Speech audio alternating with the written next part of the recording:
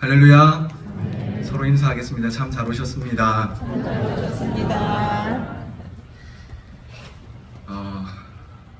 오늘까지 약 3일간의 청년대학부, 우리 대학청년부의 여름 수련회가 희노애락이라는 주제로 진행됩니다. 아마도 여러분은 희노애락이라는 말을 한 번쯤 들어보셨을 거예요.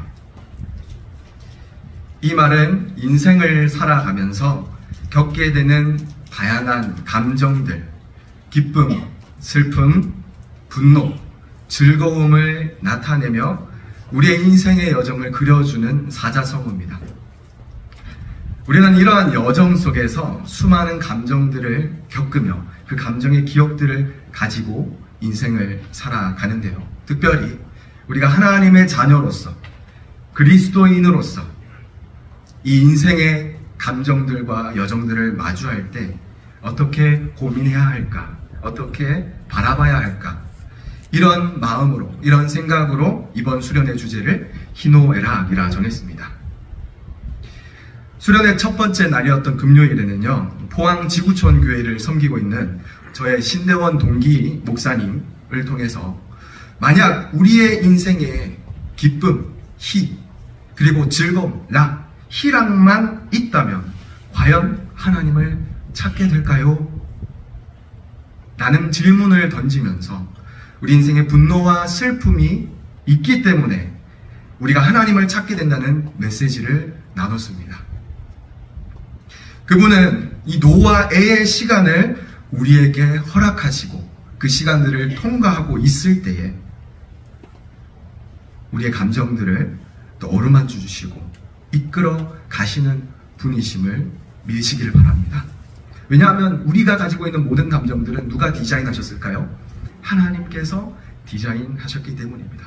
따라서 우리가 겪는 그 감정들은 하나님께서 이끌어 가시는 그 인생의 여정 가운데 겪게 되는 감정이며 또 그 감정 속에서 괴로움과 슬픔과 낙심이 있을지라도 기어서라도 하나님 앞에 매달리며 우리의 삶을 맡기자라고 첫 번째 시간에 도전했습니다. 그리고 둘째 날인 어제 저녁 집회로서 저는 이 모든 감정들 결국 하나님이 디자인하신 것이다. 이것을 강조하면서 감정은 주로 어디에서 비롯된다 했죠? 관계. 우리의 감정은 다 어디서 옵니까? 관계로부터 옵니다. 긍정적인 감정은 긍정적인 관계로부터 오게 되고요. 부정적인 감정은 부정적인 관계로부터 오게 되죠. 그렇기 때문에 긍정적인 감정의 소통이 많을수록 우리의 감정 또 우리의 자아가 건강하게 형성되고 부정적인 감정이 많을수록 불안한 자아가 형성된다고 했습니다. 따라서 우리의 감정에 부정적인 감정들로 가득 차 있다면 그것은 분명 부정적인 관계로부터 비롯된 문제일 수라는 것을 우리는 확인하게 되겠죠. 특히 지금 21세기 이 시대를 살아가는 믿음의 청년들조차도 수많은 감정들 속에서 긍정의 감정보다 부정의 감정을 많이 겪고 살아가는 줄로 압니다. 그 중에서 특별히 특히나 한국인들이 가장 많이 겪는 감정이라는 게 있대요. 그게 바로 불안입니다. 불안. 이 불안은 불확실한 미래, 두려움 이런 거에서부터 비롯되는 감정입니다. 그런데 더욱이 그리스도인 하나님의 자녀라고 하는 우리 믿음의 자녀들조차도 이 불안감에 휩쓸려 살아갈 때가 너무 많다라는 거예요. 그런데 이 불안이라는 감정이요, 하나님과의 관계가 긍정적이지 않을 때 나타나는 경우가 가장 많다라는 겁니다. 적어도 그리스도인이라면 우리가 수많은 복잡한 감정들을 가지고 살아갈 때에 이 감정이 도대체 어디로부터 왔는가? 이 감정의 원 제작자인 하나님 앞에 우리의 인생의 모든 문제와 모든 감정들을 가지고 나아갈 때 결국 하나님께서 그 감정의 모든 어려움을 회복시키신다라는 것을 우리는 말씀을 통해 배우게 될 것입니다. 특별히 성경은 계속해서 그 하나님께서 우리의 인생을 이끌어 가실 때 결국 하나님께 붙들려 있는 사람, 끝까지 하나님께 매달려 있는 사람은 어떤 감정으로 마무리하고 있는가? 그거를 여러 성경을 통해서 알려주고 있는데요. 먼저 시편 16편 11절을 우리 같이 한번 읽어보겠습니다. 시편 16편 11절 우리 화면에 함께 보고 읽겠습니다. 시작. 주께서 생명의 길을 내게 보이시니 주의 앞에는 충만한 기쁨이 있고 주의 오른쪽에는 영원한 즐거움이 있나이다. 아멘. 주님께 붙들려 있으면 주님이 우리에게 생명을 보여주신대요. 죽음, 좌절, 고통, 두려움이 아니라 생명, 살아나는 회복. 그래서 그 주님의 앞에는 기쁨이 있습니다. 생명 때문이에요. 그리고 그 주님의 오른편에는 영원한 즐거움이 있다라고 시편의 기자는 고백하고 있습니다. 또 시편 126편 5절 6절을 우리 한번 읽어보겠습니다. 시편 126편 5절 6절 시작. 눈물을 흘리며 씨를 뿌리는 자는 기쁨으로 거두리로다. 울며 씨를 뿌리러 나가는 자는 반드시 기쁨으로 그 곡식단을 가지고 돌아오리로다. 아멘. 우리가 인생을 살아가면서 수많은 고난들이 있잖아요. 괴로움이 있잖아요. 그러면서 눈물을 흘릴 때가 있지 않습니까? 그때마다 그럼에도 불구하고 내 인생을 하나님 앞에 내어드림으로써 지금 나에게 맡겨주신 일들을 해 나아갈 때, 씨를 뿌려 나아갈 때 반드시 그 자는 뭐를 얻는데요? 기쁨으로 거둔다라는 거예요. 요한복음 16장 20절에 예수님은 이렇게 또 말씀하셨습니다. 우리 신약성경 요한복음 16장 20절 같이 읽겠습니다. 내가 진실로 진실로 너희에게 이르노니 너희는 곡하고 애통하겠으나 세상은 기뻐하리라. 너희는 근심하겠으나 너희 근심이 도리어 기쁨이 되리라. 예수님께서도 너희가 곡하고 애통하겠으나 결국 그 근심이 기쁨이 되게 하시겠다. 하나님께 붙들려 있으며 하나님께 접붙여 있으며. 또 사도 바울이 그 예수님의 은혜를 경험하고 복음의 증거자로서 살아가면서 로마서를 기록하고 그 로마서의 성도들에게 이렇게 말씀하고 있습니다. 로마서 8장 18절 우리 같이 읽겠습니다. 생각건대 현재의 고난은 장차 우리에게 나타날 영광과 좋게 비교할 수 없도다. 아멘. 이렇듯 성경이 성도의 삶의 끝에 말하는 이 감정은, 성도의 결국의 끝에는 중요한 감정 하나가 남게 된다라고 계속 설포하고 있어요.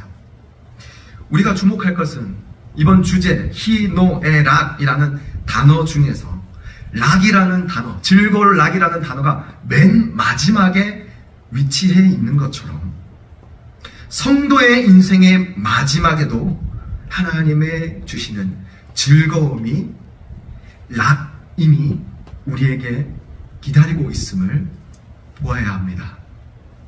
희노애락의 감정 속에서 락이 마지막에 위치하듯이 오늘 우리가 금방 읽었던 모든 구절들이 결국 뭘로 끝납니까? 기쁨, 즐거움, 락으로 끝나고 있어요. 즉 성도의 인생의 결국, 지금 이 자리에 있는 저와 여러분, 우리의 인생의 결국은 하나님 안에서 무엇을 누리는 참된 즐거움을 누리는 인생이 될 것이다. 성경은 선포하고 있습니다.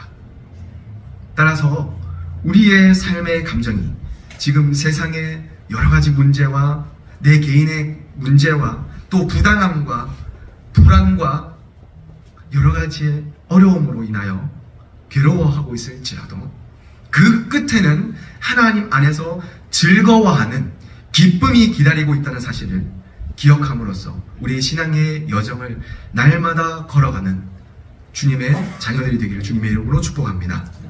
특별히 오늘 우리는 하박국 3장 17절에서부터 19절의 말씀을 통해 인생의 끝에 하나님 안에서 즐거워할 수 있는 이유와 그 기쁨이 우리에게 주는 의미를 확실히 소개해주고 있음을 보게 됩니다. 원래 하박국 서는요, 그 배경을 살펴보면요, 즐거워할 수 없는 상황입니다. 하박국 선지자는 당시 하나님을 버리고 우상을 섬기며 자신의 눈앞에 펼쳐진 그 모든 세상의 모습들이 부조리함을 보고 있어요. 그걸 보고 의문을 품습니다. 아니, 하나님이 살아계시다면 어떻게 하나님의 백성인 이스라엘이 이렇게 망가질 수가 있습니까? 어떻게 저 하나님을 섬기지 않는 이방 나라를 통해서 우리가 이렇게 괴로워할 수밖에 없습니까? 어찌하여 악인이 의인을 괴롭히고 더 악한 나라가 덜 악한 나라를 심판할 수 있는지를, 그 모든 것을 보고도 왜 하나님은 가만히 계시는지를 물으면서 시작하는 게 하박국이에요.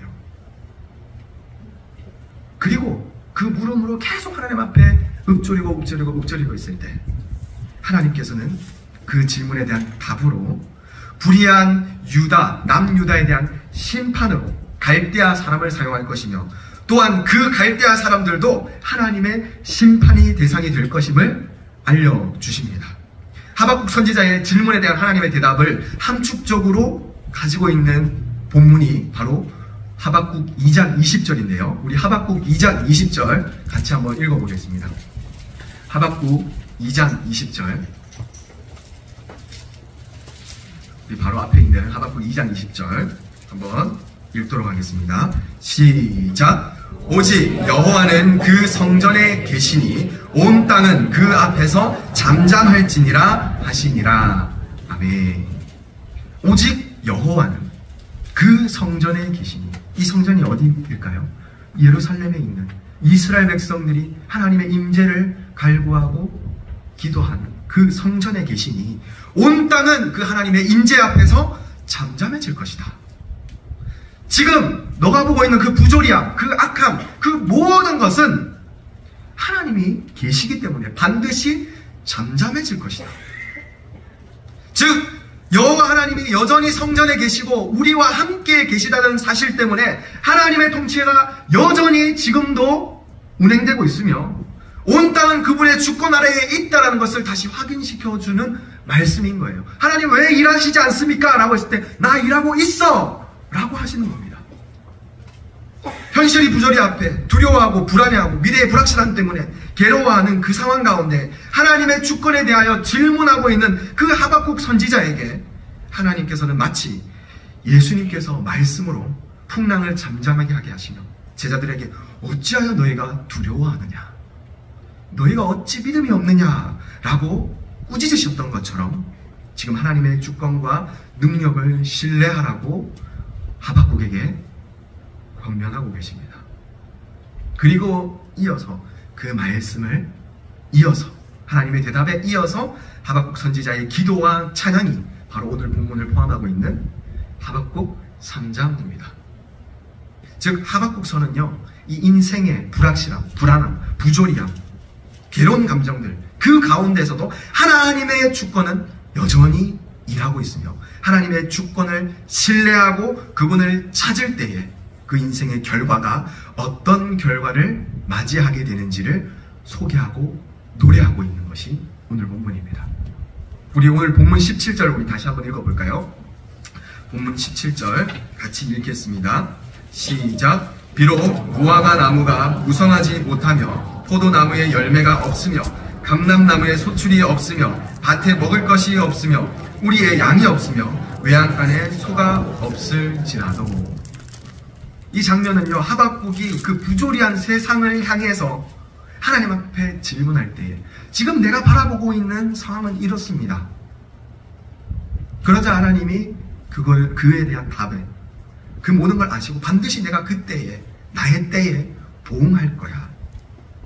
그때까지의 모습은 마치 나무에 열매가 없는 것처럼 소출이 없는 것처럼 또 가축들이 일할 가축들이 없는 것처럼 아무것도 할 수 없는 경제적인 파탄과 기근과 절망 같은 그 나라의 상황처럼 묘사하고 있지만 하박국 선지자는 이 하나님의 심판의 도구로서 자신들을 공격해올 갈대아 사람들의 그 모습들을 통하여 하나님이 어떻게 일하실지를 다시 한 번 더 노래하고 있는 것이죠. 우리가 누렸던 모든 것이 사라짐에도 불구하고 이 모든 것을 사라짐을 내가 그동안 누려왔던 모든 것들, 내가 꿈꿔왔던 모든 것들, 이스라엘의 회복, 하나님 나라의 임재, 그런데 저 갈대아 사람으로 인하여 이 모든 것이 멸망당한다니 무화과 나무가 사라지고 밭에 소출이 없고 양과 소가 없을지라도 그 고통을 딱 마주할 때 그는 마치 창자가 흔들리며 뼈가 썩는 것 같은 육신의 아픔을 느꼈을 것입니다. 심각한 공포와 스트레스로 인해 몸이 녹는 듯한 거예요. 그럼에도 불구하고 신실하신 하나님을 의지하는 자의 결국은 즐거움이다 라고 그 다음 절 18절에서 선포하고 있습니다.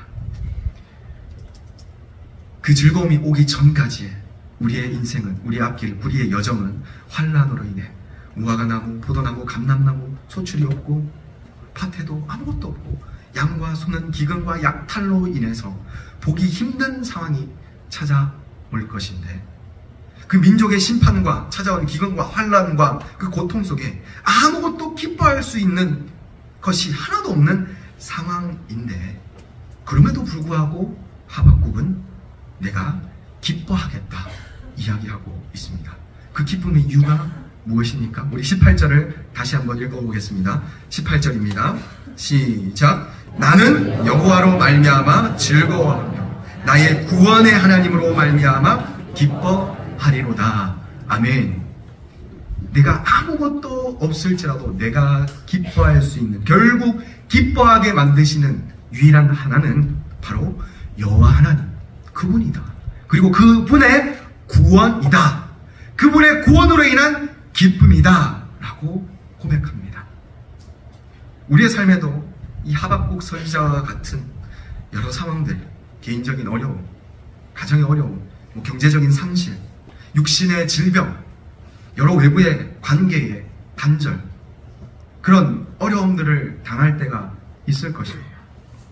인생이 불확실해 보이고 불안해 보이고 하나님의 사랑의 계심에 대해서 의문을 가지거나 원망을 할 때도 있을 겁니다. 그런데 하나님이 이 모든 인생의 주권자임을 깨닫게 되면 그 결과와 그 모든 결말은 염려와 걱정과 불안이 아니라 즐거움이라고 고백하게 하고 계신 거예요. 하나님은 우리 인생에 마주하는 수많은 과정들, 그 여정들을 다 아실까요? 모르실까요? 그 고난을, 괴로움을 아실까요? 모르실까요? 다 아시는 거예요. 우리가 느끼는 그 감정들을 디자인하신 분이 하나님이시라니까요. 우리의 그 감정을 아시고 가장 공감하시고 슬퍼하실 분이 그 하나님이시라고요. 그렇기 때문에 그 마음을 알고 그 원작자인 하나님께 내 감정을 그대로 맡겨드리며 토로하며 나아갈 때, 하나님의 선하심을 신뢰할 때 그에게 반드시 기쁨으로, 즐거움으로 보응하시겠다고 말씀하십니다. 이 말씀을 묵상하면서 사실 2024년 올 한 해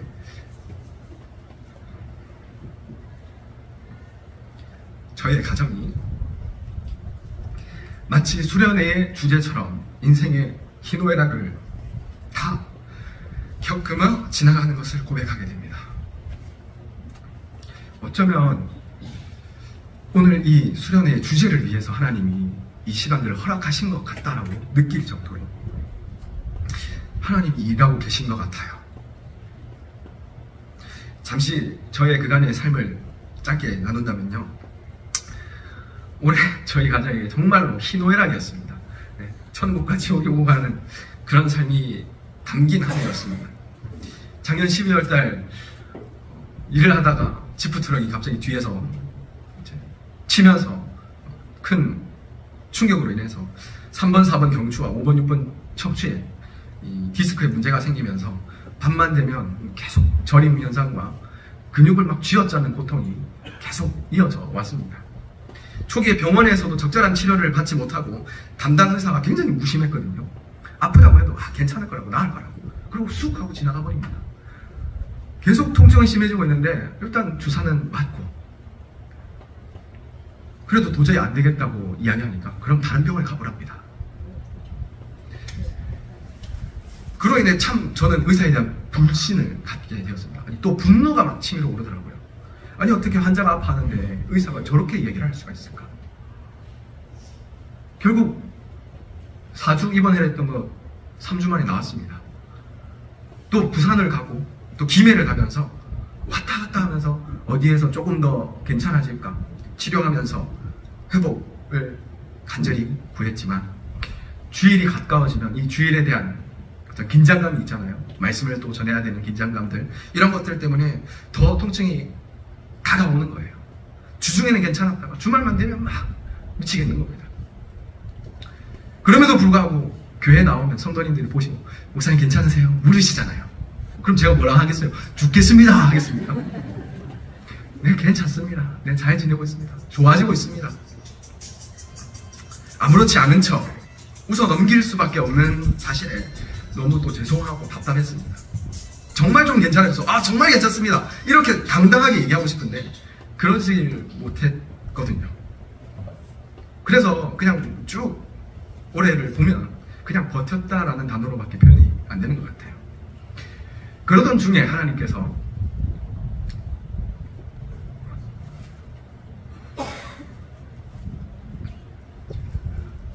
저희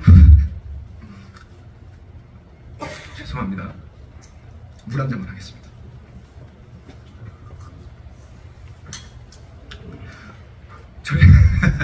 저희 부부에 큰 기쁨을 주셨습니다.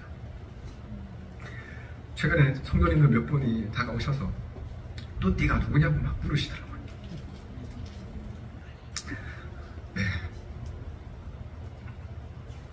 오랫동안 기다려온 생명이 아내의 품에 잉태되는 신비로운 기쁨을 경험한 것이죠. 그간 지나온 모든 고통과 괴로움을 다 위로받는, 치유받는 경험이었습니다. 아빠가 된다는 거, 부모가 된다는 거, 이렇게 기쁜 일일 줄 꿈에도 몰랐거든요. 한 주 한 주 초음파를 보면서 사진을 통해서 태아가 자라는 모습, 진짜 별거 아닌 이거 좋게 할 만한 게 막 커져가는 거 보면서 그 새로운 생명이 주는 기쁨을 누렸습니다. 아, 이 생명이 진짜 기쁨을 주는구나. 그런데요, 너무나도 괴롭게 또 갑작스럽게 아이가 자라지 않는다는 말을 의사에게 들으며 절박 유산 판정을 받았습니다. 심장이 철컥 내려앉더라고요. 그래도 제가 목사인데 하나님이 분명히 뜻이 있겠지. 하나님은 선하신 분이잖아요. 그걸 그렇게 인도하실 것을 믿고 기도했습니다. 판정을 받은 그 다음 주 극적으로 아이의 심장 소리를 들었어요. 하나님이 살아계시고 도우신다는 확신을 갖게 되었고, 그 확신을 가지고 유초동부 수련회로 떠나게 됐습니다. 그 전에 이제 양가 부모님께 말씀을 드렸죠. 아, 우리가 임신을 했습니다.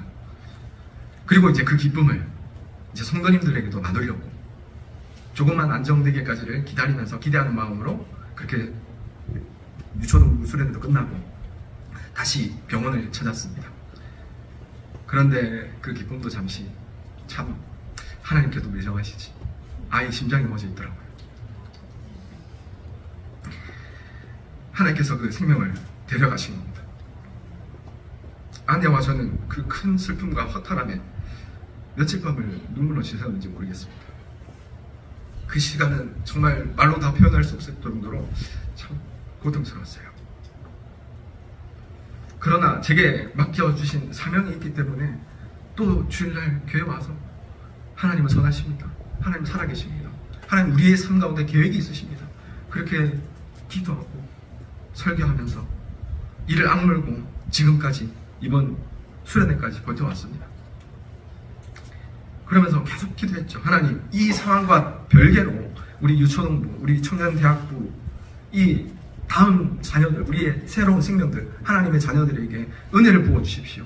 주님을 인격적으로 만나고 그 주님으로 인하여 기뻐할 수 있는 생명을, 그 시간들을 허락하여 주십시오. 그렇게 뭔가 부모와 같은 심정으로 기도하게 되더라고요. 저로서는 감당할 수 없으니 하나님밖에 의지할 데가 없었습니다. 그렇게 어제 청년부 대학부 수련회를 둘째 날까지 다 마치고 일정을 끝내고 집에 돌아와서 이제 아내와 잠을 정하기 전에 수련회 이야기를 하면서 이런저런 이야기를 나눴습니다. 근데 저도 모르게 이런 고백을 하고 있더라고요. 여보, 내가 올 한 해 그 어떤 시간들보다 가장 괴로웠던 시간을 걸어왔는데 그럼에도 불구하고 지금 이렇게 서 있고 아주 무너지지 않고 버틸 수 있었던 게 뭔지 생각을 해봤거든. 근데 그게 하나님 말고는 답이 없더라. 맞지? 아내도 눈물 흘리며 끄덕끄덕 하더라고요. 그렇게 하루를 마무리했습니다. 그런데 여러분, 이런 고백을 제가 할 수 있었던 근원이 뭘까요? 저는 정말 부족한 목사거든요. 막상 제 삶을 보면요, 제 속을 들여다보면요, 새카만 목사입니다. 정말로 죄 많은 목사입니다. 그런데 그런 저에게도 한 가지 당당하게 이야기할 수 있는 게 있다면 바로 하나님에 대한 신뢰입니다. 우리 하나님은 선하십니다. 하나님께서 그렇게 말씀하셨잖아요. 성경을 통해 선포하시잖아요. 그 선포에 대한 신뢰가 저에게는 있습니다. 이번 설교를 준비하면서 이 신뢰는 단지 제가 목사이기 때문에 생긴 게 아니라 그동안의 수많은 신앙의 유산들, 신앙의 감정들을 성도님들과 가족들과 소통하면서 겪게 된 이 신앙의 정체성이더라고요. 신앙은 연대성을 가지고 있습니다. 개인의 신앙으로만 우리의 신앙이 자랄 수가 없어요. 하나님께서 이스라엘 백성에게 나타나실 때 자신을 어떻게 소개하십니까? 나는 아브라함의 하나님이요, 이삭의 하나님이요, 야곱의 하나님이다.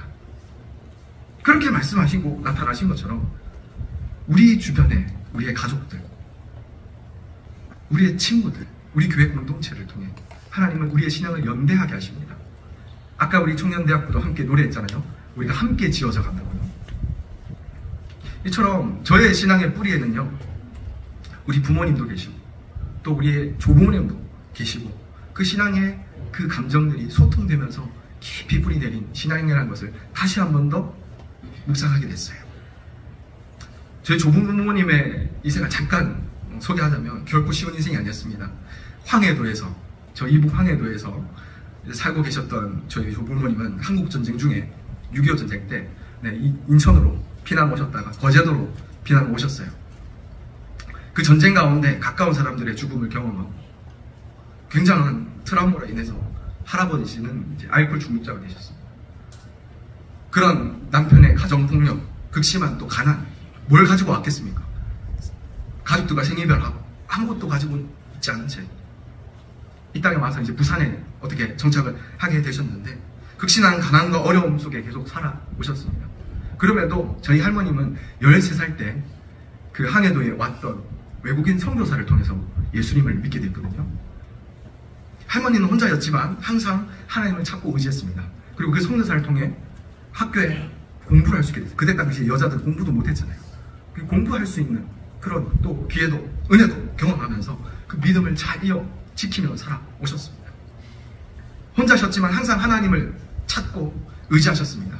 그 할머니께서 늘 내가 갖고 있는 말씀이 하나 있다고 말씀해 주신 말씀이 있는데요. 그게 바로 시편 50편 15절입니다. 시편 50편 15절인데요.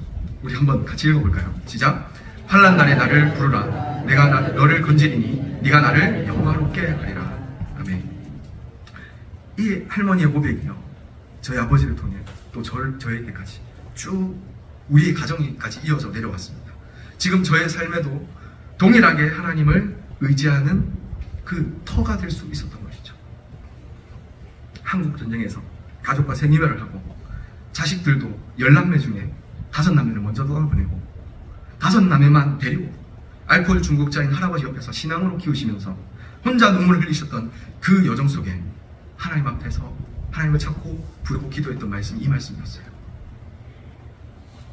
그렇게 끝까지 하나님 앞에 매달리고 붙들다가 놀랍게도 할아버지가 예수님을 믿게 되었습니다.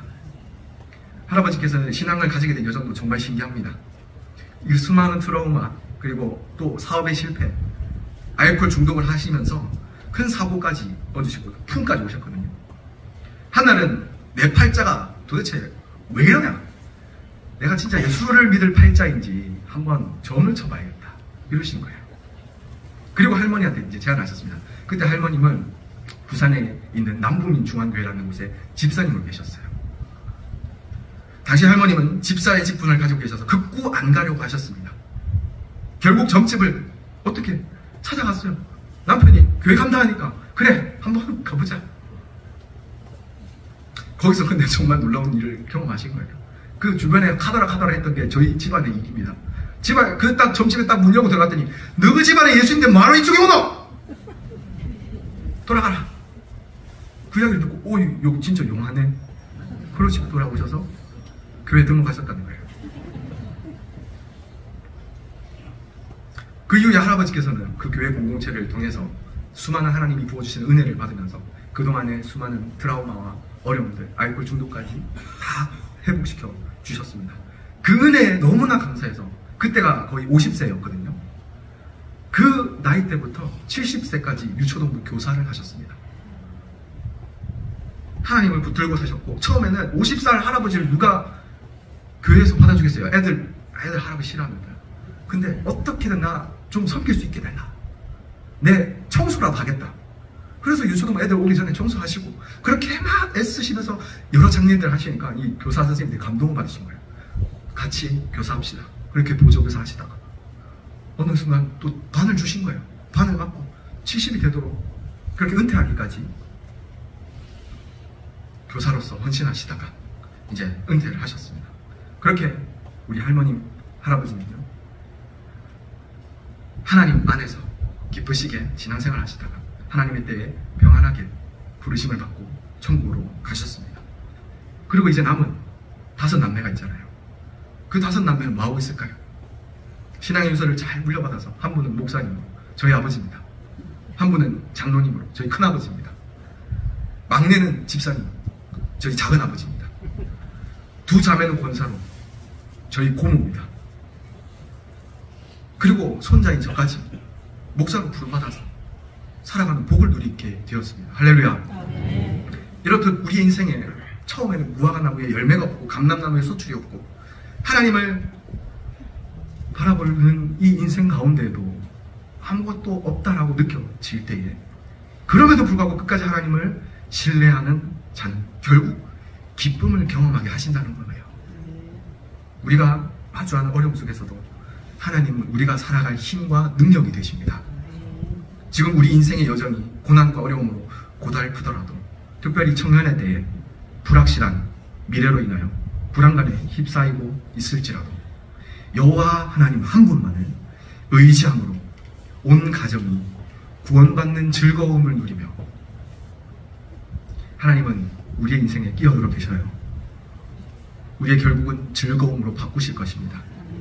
그렇게 신실한 분임을 믿는 우리 모두가 되기를 주님의 이름으로 축복합니다. 따라서 하박국은요 이 나의 기쁨의 이유에 대해 성도의 결론에 대해서 18절에 이렇게 고백합니다. 우리 다시 18절을 한번 읽어보겠습니다. 시작. 나는 여호와로 말미암아 즐거워하며 나의 구원의 하나님으로 말미암아 기뻐하리로다. 하박국은 기쁨의 이유를 하나님, 그분이 주시는 구원으로 찾았습니다. 우리는 기쁨의 근원이 바로 하나님이 주시는 구원임을 오늘 말씀을 통해 발견하게 됩니다. 하나님은 우리의 인생 속에 끼어 들어오셨어요. 그리고 구원의 역사를 이루어가고 계시는 중입니다. 특히 예수 그리스도를 통해 2000년 전 그 십자가 사건을 통해 오늘날 저와 여러분에게도 그 하나님의 사랑이 여전히 유효하다는 것을, 끊어지지 않고 있다는 것을 계속해서 보여주고 계십니다. 따라서 우리의 기쁨은요 세상의 조건에 달려있는 게 아니에요. 하나님께서 이루신 우리의 인생에 지금 계획하고 계시는 구원의 역사에 있는 겁니다. 우리가 절망적인 상황에서도 기뻐할 수 있는 이유는 하나님이 우리의 구원이시며 그분이 우리와 함께 하신다는 사실 때문입니다. 그래서 19절에 이렇게 결론 맺습니다. 우리 마지막 19절 읽겠습니다. 시작. 주 여호와는 나의 힘이시라. 나의 발 사슴과 같게 하사 나를 나의 높은 곳으로 다니시게 하시리로다. 여기까지 읽겠습니다. 하박국 선지자는 그 모든 것들 무너지고 절망 가운데 있는 상황일지라도 하나님을 신뢰하며 기뻐합니다. 우리 역시 어떤 상황에서도 하나님을 신뢰하고 그분 안에서 참된 기쁨을 누릴 수 있다는 사실을 말씀을 통해 발견해야 합니다. 그러나 이것이 단순히 생각으로만 그냥 말씀의 어떤 감동적인 한 구절로만 지식적인 동의로서 그치는 것을 머물러 있으면 안 됩니다. 구체적인 삶으로 이어져야겠죠. 그래야 결국에 하나님을 붙들고 있었더니 기쁨을 주시더라 라고 고백할 수 있지 않겠습니까? 따라서 우리 이렇게 도전했으면 좋겠습니다. 첫 번째, 날마다 하나님과 가까워지도록 시간을 가지십시오. 신앙의 감정도 하나님과의 깊은 교제를 통해, 관계를 통해 형성이 됩니다. 하나님이 선하신 분이라는 거 하나님과 계속 소통하면서 깨닫게 되는 거예요. 여러분이 느끼는 불안, 슬픔, 그리고 기쁨까지도 하나님 앞에 내어놓고 하나님 앞에 그분의 음성에 귀를 기울이시는 시간을 늘 노력하며 가지십시오. 이 시간을 통해 하나님께서 주시는 평안과 기쁨을 반드시 경험할 것입니다. 그리고 두 번째, 그 경험을 여러분 주변 사람들과 나눌 수 있기를 원합니다. 아주 작은 것이라도 하나님이 나에게 이런 은혜를 주셨어, 이런 복을 주셨어, 이런 구원의 감격을 주셨어. 하나님께서 주신 은혜를 기억하고 그 주시는 은혜를 우리의 자녀들에게, 우리의 형제 자매들에게, 우리의 부모님에게, 우리의 친구들에게, 우리의 교회 공동체에게 함께 나눌 때 하나님께서 그 신앙의 역사를 연대하며 이루어 가십니다. 우리 가족, 친구, 교회 공동체 함께 받을 은혜를 기쁨으로 나누고 서로 격려하고 위로하고 신앙의 여정을 함께 걸어가십시오. 이를 통해 하나님 안에서 이 공동체의 기쁨이 더욱 풍성해질 것입니다. 내가 만났던 하나님, 우리 엄마 아빠도, 우리의 아들 딸도 경험했으면 좋겠다. 그 마음으로 나누십시오. 하나님을 의지하고 그분의 도우심을 경험한 신앙의 여정이 있다면 공유하십시오. 나 이때 이렇게 힘들었는데 하나님이 이렇게 도와주셨다. 너도 그 하나님 경험했으면 좋겠어. 이 여정을 공유하며 그 신앙의 감정이 마치 그 할머니의 신앙의 여정이 저에게까지 이어져 온 것처럼 신앙의 감정이 연대성을 이루고 그 하나님의 역사가 내 삶에도, 그 말씀을 들은 나눈 사람의 삶에도 역사하실 것입니다. 마지막으로 여러분, 삶의 어려움 속에서도요, 하나님을 신뢰하는 결단을 하십시오. 결단하는 겁니다. 삶의 고난이, 어려움이 찾아올 때 그 상황을 하나님께 맡기고 신뢰하며 나아가기를 결단해야 하는 겁니다. 하박국 선지자처럼 상황이 아무리 어렵더라도 하나님이 우리의 힘과 능력이 되십니다. 하나님이 나의 힘이 되십니다. 결단한 거예요. 그분의 인도하심을 그래서 경험하는 거예요. 오늘 이 말씀을 저와 여러분의 마음에 새기며 각자의 삶에서 하나님을 끝까지 신뢰하고 그분 안에서 기쁨을 찾는 저와 여러분이 되기를 주님의 이름으로 축복합니다. 그래서 살아계신 하나님의 역사가 여기저기서 지금 우리 교회 공동체 안에서 야, 하나님이 우리 가정에 이런 일을 하셨더라, 저런 일을 하셨더라, 그런 기쁨의 소식들이 흘러차고 넘치는 우리 새감사 대학 청년부, 우리 중현 고현충현교회 모든 가정이 되기를 주님의 이름으로 축복합니다. 기도하겠습니다. 살아계신 하나님, 은혜를 감사합니다. 우리가 신앙을 가지고 지금까지 그 인생의 여정을 달려오면서도 하나님을 신뢰하지 못하고 주의 말씀을 의지하지 못하며 그 부정적인 감정 가운데 매몰되어 있을 때가 많이 있었습니다.